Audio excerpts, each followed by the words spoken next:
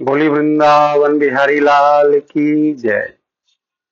सज्जनों, भगवान के प्यारे भक्तों, आप भगवान को तो खूब मानते हो और मानना भी चाहिए। भगवान को मानना कोई बुरी बात तो नहीं, अच्छी बात है, बहुत अच्छी बात है। भगवान को मानना चाहिए जितना हम अपने आप को मानते हैं, जितना हम अपने प्रिय से प्रिय को मानते हैं, उतना भगवान को मानना चाहिए। और मैं तो कहूँगा कि उससे भी कहीं ज़्यादा आपको भगवान को मानना चाहिए। जितना आप अधिक भगवान को मानोगे, आपके रास्ते उतने ही आगे से आगे अपने आप खुलते चले जाएंगे और एक दिन आप अपनी उस मंजिल को, उस लक्ष्य को प्राप्त कर लोगे जिसकी अभी आपने कल्पना भी नहीं की।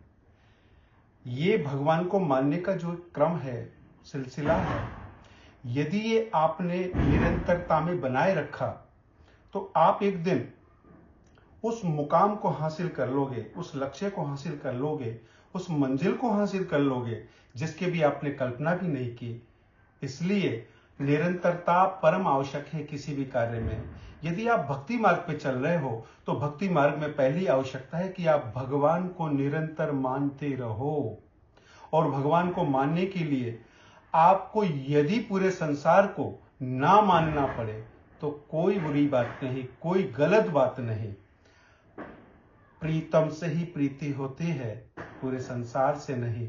और यदि आपको लगता है कि आपके प्रीतम, आपके इष्ट देव अपने भगवान हैं, अपने श्री हरि हैं, अपने गोविंद हैं, अपने माधव हैं, अपने बांके बिहारी लाल हैं, अपने राधा रमन हैं, अपने राधा वल्लभ है, अपने गोविंद देव हैं, अपने मदन मोहन हैं, अपने राधाकांत हैं, अपने जुगल जोड़ी सरकार हैं, अपने गोपीनाथ हैं, तो आप उनसे प्रीति कीजिए, किसने रोका। लेकिन आपसे गलती कब होती है कि आप एक ही समय में 10 जगह अपने आप को बांट देते हो।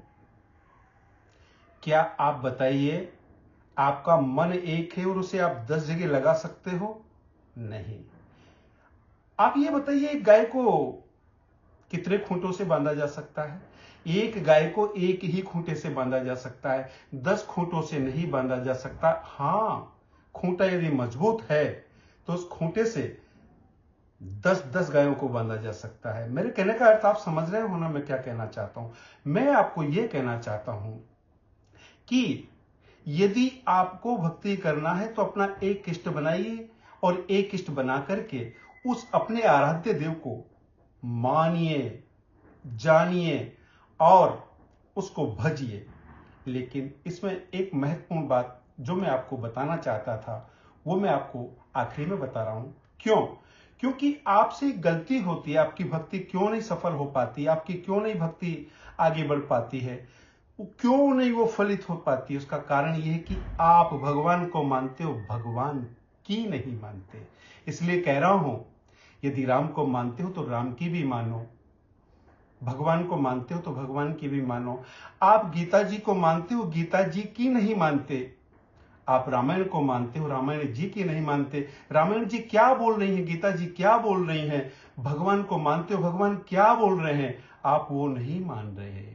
जैसे कि मैं आपको एक चौपाई के द्वारा स्पष्ट करूं, भगवान ने सबरी से अपने मन की बात कही, जो न सीता जी से कही, न लक्ष्मण जी से कही, ना उन्होंने वो बात मां कैकेयी से कही, ना सुमित्रा से कही, ना यशोदा से कही, ना वो कौशल्या से कही, ना वो देवकी से कही। वो बात सबरी से कह दी। और क्या बात थी वो, आज मैं वो बता देना चाहता हूं आपको। वो बात थी अपने मन की। भगवान उसे युगों से लेकर के बैठे थे और सोच रहे थे कि कोई योग्य पात्र या पात्रा मिले तो मैं उसको अपने मन की बात कहूंगा। जब सबरी उनके सामने आई तो भगवान ने अपने मन की बात उससे कह दी। क्या कही? आठहूं जथा लाभ संतोषा, आठहूं जथा लाभ संतोषा, सपन ही नहीं दे कहीं पर दोसा।